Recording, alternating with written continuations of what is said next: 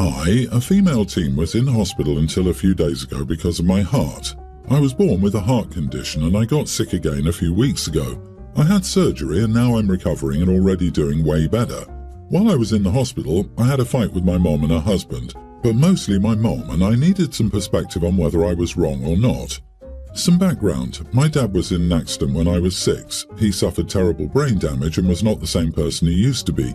He's not able to take care of himself. He needs a wheelchair and he had to learn to talk again, but that came slowly and after a lot of years. He's improved in recent years, but he's permanently disabled and he has a bunch of health problems that came from the accident.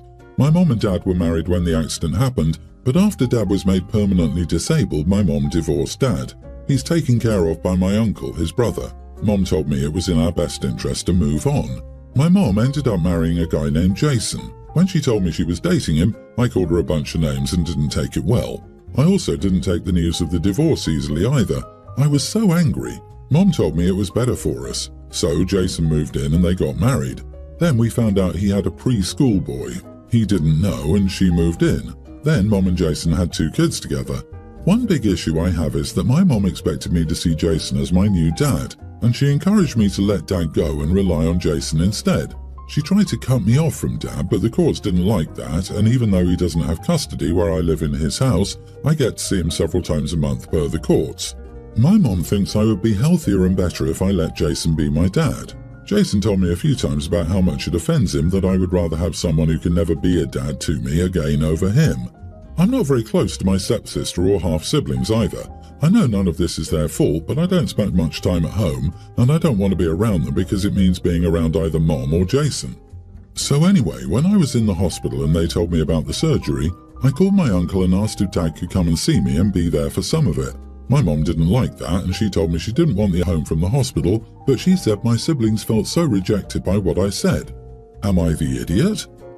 Not the idiot. Your mom is not a good person. Not only for dumping your dad, but for forcing Jason on you, who is also bad for forcing himself, but for also repeating what you said to your siblings and driving a wedge between you guys. That was messed up and cruel. Those kids should never have heard that. There was no reason. You're not wrong for needing your dad. And it's disgusting how she tries to erase your dad from your life for her own convenience. Your mom is on the road to losing you completely. Jason had better hope that nothing would happen to him, otherwise he'd be better prepared to be tossed to the curb like a broken toy like the first husband. You can't just disconnect your dad and plug in a new one. Your dad will always be your dad, whether he can act in a parental capacity or not. She didn't take the in sickness and in health part of her wedding vows seriously either. Yeah, your mom is horrible. It sounds like she has a disgusting attitude towards people with disabilities like they shouldn't exist. Try to make sure to not punish your siblings for how your mom and Jason are. They're really not at fault here, but you must be prepared for the possibility that they will be treated better by your mom and Jason than you. Get better soon. My 39 female daughter recently had her nearly adult birthday. My husband, 42, and I told her to pick a restaurant she'd like us to take her to for her birthday. She chose a seafood restaurant that we'd never been to. Looking over the menu, I saw that most dishes contained shellfish. There are a few fish entrees and some surf and turf, but there are only a couple of non-seafood dishes. Our son Teen is deathly allergic to shellfish. He also can't stand fish. There are only a couple of dishes there that he could eat. I didn't want to take him there because I knew he wouldn't enjoy his meal and worried about cross-contamination. I told my daughter that this restaurant wouldn't work and that she'd have to pick a different one. My son said that he would be fine just staying home. We could use the money that we would have spent on his meal to order him a pizza instead. My husband also insisted that since it was our daughter's birthday, she should be able to choose the restaurant, that our son would be fine at home alone with pizza and video games. But here's the thing, we can only afford to occasionally go out as a family.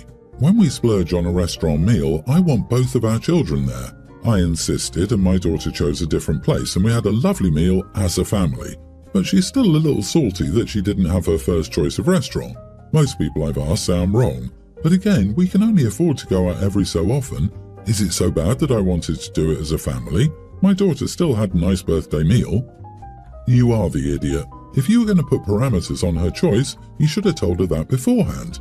You seem more hung up on the fact that your son wouldn't like the food than his allergy. Your son's preferences are irrelevant. This is your daughter's day. He seems to understand that, but you don't. I get that you want to have a family meal, but all you've done is tell your daughter that she's not worth individual celebration. This could have been an excellent opportunity for you and your husband to have personal time with your older teen, a rare opportunity. Instead, you squandered that, created unnecessary conflict, and possibly formed resentment between your daughter and her brother. The son clearly would have preferred a night alone with pizza and video games, so I highly doubt his sister will resent him. It's not about prioritizing the son over the daughter because the son was okay with staying home. It prioritized OP's own wants over what anybody else in the family wanted. Essentially, you decided what you wanted was more important than anyone else, and would you look at that, you got what you wanted because your word is law. Screw the birthday girl's choice, right? You made your daughter's birthday about your wants. Why even pretend she had a choice in where to go? You dangled the illusion of choice before her, then overruled her for what you wanted anyway. I, 38 female, third-wheeled with my best friend, 39 female, and her new boyfriend, 40, on New Year's Eve. We booked an Airbnb and I put the entire amount on my card since only I have an account. This was the first time I met him too, so I know little about him and have barely interacted with him. Let's call them Andy and Anna. Afterwards, she paid her third somewhat quickly. I did have to prompt after 2 weeks. She said she was going to get her boyfriend's share and then forward that to me. I said okay, but I honestly felt like the right thing would have been for her to give me both their portions and then get payment from him. I would have done that, and my boyfriend, who didn't join us, agreed. I found out later that he got upset with her because he's frugal and she made it sound like it would be a lot cheaper. She chose the place, then told me which one to book. Anyway, they had a fight, and then she said she was going to wait for things to cool down before broaching the subject of payment again. Once again, I'm annoyed because I felt like it should have been her responsibility to cover for him ASAP instead of putting me in this weird position where I had to wait for him to pay her and then for her to pay me. It's like playing telephone with money, and I'm just hanging in limbo. They've been fighting a lot, so the payment topic got quickly left in the dust. It's been 2 months and they've both forgotten about it. I reached out to her on Sunday, early March, and she was shocked to realize that it still hadn't been paid. I believe her surprise because she can be forgetful. I don't think she's intentionally ducking me. She said she talked to him this week and I thanked her. But honestly, I'm angry because they're a unit and I think his share of the payment was her responsibility to me. At our age, this etiquette should be a given. She doesn't seem to realize I'm an outsider being put in an awkward position. Instead, her point of view seems to be that we're 3 individuals with equal social distance from each other, so once she paid her own share, she forgot about how much he owed me. This would have been understandable if I was also friends with her boyfriend, but I'm not. It's been 2 months. When I owe people money, I set a reminder and pay as soon as possible. If I can't pay immediately, I take it upon myself to reach out weekly to say I haven't forgotten. In this case, I had to chase her down. So it feels like she put the onus of remembering on me when it should have been hers to carry. Also, she should have paid both their shares. There are some things that I am trying to be understanding of. Work is toxic to her, and she's been having health issues with an upcoming surgery next month. Not major, but still scary. She's also been fighting with her boyfriend. I'm trying to give her grace, but I also think this isn't cool. Am I the idiot if I ask her to just pay me with her own money and then figure it out with him on her own time? Not the idiot for telling your friend that you need to be paid and at this point you don't care by whom, her or him. But you are the idiot because you should have gotten the funds before going on the trip or saying something that weekend. Hey guys, why don't we settle the final balance now? You rented an Airbnb for New Year's Eve. He's not paying back what he already used. Boyfriend is 40, not a teen. At 40, who thinks they must explain to other 40-year-old adults that they have to pay their share? He just doesn't want to pay. Just eat up the money lost and rethink this friendship. You're correct, OP may have to consider it gone. It sounds like he's either hoping Anna will pay, or he's hoping that it's just forgotten about, and you end up paying for it.